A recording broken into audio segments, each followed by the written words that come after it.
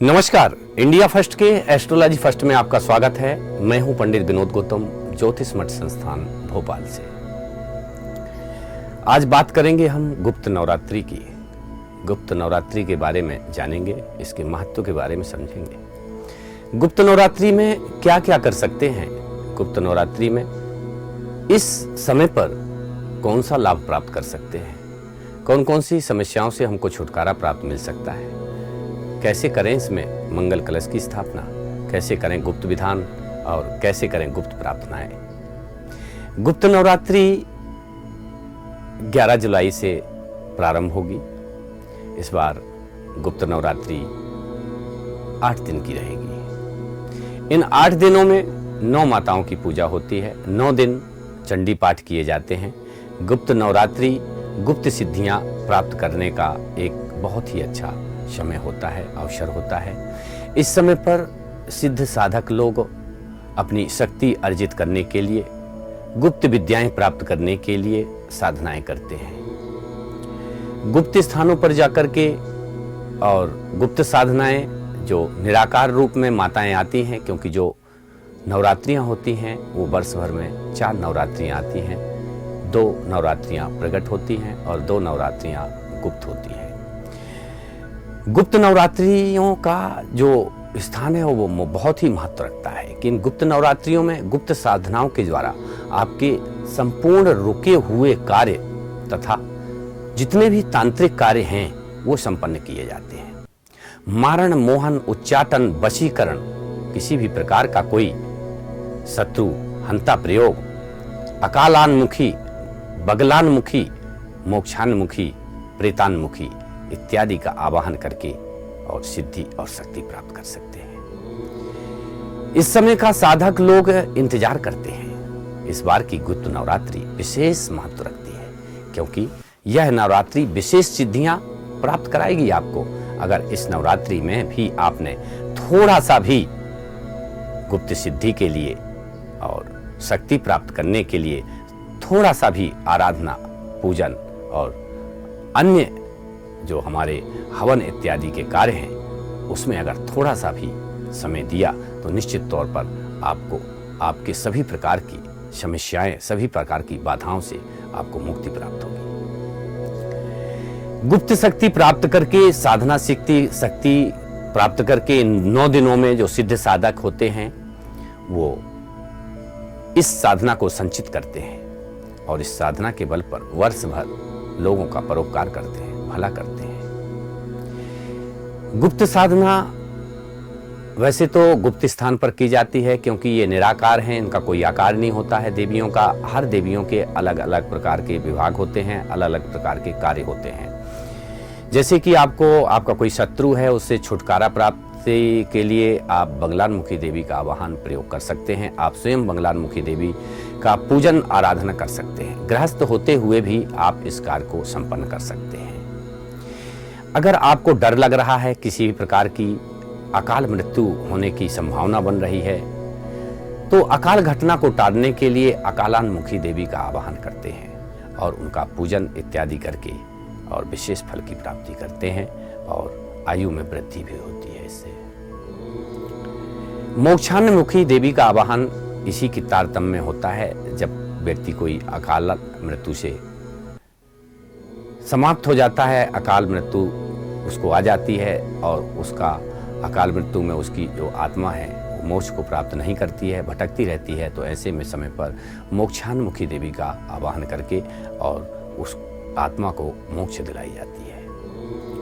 प्रेतान्मुखी देवी ये चौथी देवी हैं। प्रेतान्मुखी देवी के लिए जब कोई महल है, खंडहर है या अन्य कोई निर्जन ऐसा स्थान है, उसमें शून्य का वास हो जाता है, नकारात्मक एनर्जी, ऊर्जा वहाँ पर प्रवाहित हो जाती है, प्रेत का वास हो जाता है, तो उस प्रेत को वास को खदेड़ने के लिए प्रेतान्मुखी देवी का आह्वान किया जाता है। ऐसे इस बार की नवरात्रि विशेष योगों में आ रही है। इसका जो प्रारंभ है पुष्य नक्षत्र से हो रहा है। प्रारंभ सूर्योदय से ही तारीख 11 जुलाई को पुष्य नक्षत्र प्रारंभ होगा, पूरे दिन और रात रहेगा। चंद्रमा कर्क राशि पर रहेगा, रविवार का दिन रहेगा।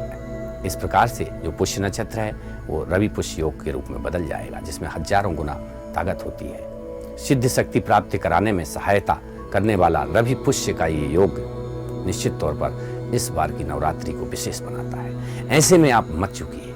आपके अगर कोई कार्य हैं, चाहे वो जिस प्रकार के हों, वो तांत्रिक देवी आपकी दूर करेंगी। काली, छिन्नमस्ता, तारा, बगलामुखी इत्यादि जो हमारी 10 महाविद्याएं हैं, जो हमारी सिद्ध शक्तियां हैं, इनकी पूजन आराधना से ही आपको भली भांति आपके जो कार्य हैं उनमें अवरोध समाप्त हो जाएगा। देखा जाए तो जितनी भी माता हैं वो दयालु होती हैं और माताओं का पूजन बहुत ही सहज ढंग से किया जाता है। इस समय पर किसी आकार के वस्तु, पूजन सामग्री इत्यादि की आवश्यकता नहीं होती है। इस समय पर सिर्फ ध्यान, योग और विश्वास की आवश्यकता होती है।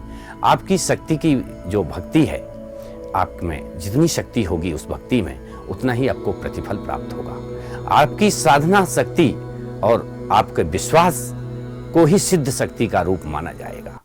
ऐसे में आप विश्वास के बल पे दुर्गा सप्तशती का पाठ करें, चंडी पाठ करें, नवार्ण पाठ करें इत्यादि नवार्ण मंत्र का जाप करें। साथ ही ऐं ह्रीं क्लीं चामुंडाई विच्चे, महाकाली, महालक्ष्मी, महासरस्वती मंत्र का जाप करके भी आप अपनी समस्याओं से मुक्ति पा सकते हैं। इसके लिए किसी एक कोने वाले स्थान का चुनाव करें, क्योंकि ये गुप्त नवरात्रि के समय पूर्वाभिमुख होकर के बैठ जाएं। किसी भी कोने में आप कोने का आप चुनाव कर लें जहां पर एकांत हो, और गुप्त स्थान भी में भी आप जा सकते हैं। इस प्रकार से गुप्त साधनाओं करने के लिए आप पूर्वाभिमुख होकर के उन माताओं का आप जाप करें। चाहे तो महामंत्र का जो नवार्ण मंत्र है, जो सभी देवियों को प्रिय है, सभी देवियां इससे आवाहित होती हैं। ओम ऐं ह्रीं क्लीं चामुंडाई विच्चे, महाकाली, महालक्ष्मी, महासरस्वती देव्यै नमः। इस मंत्र का आप जाप करें। सामने आकार रूप में आप, क्योंकि ये पूजा निराकार रूप में होती है, जैसे धूमावती माता का कोई रूप नहीं होता है, धुएं के समान उनका रूप होता है।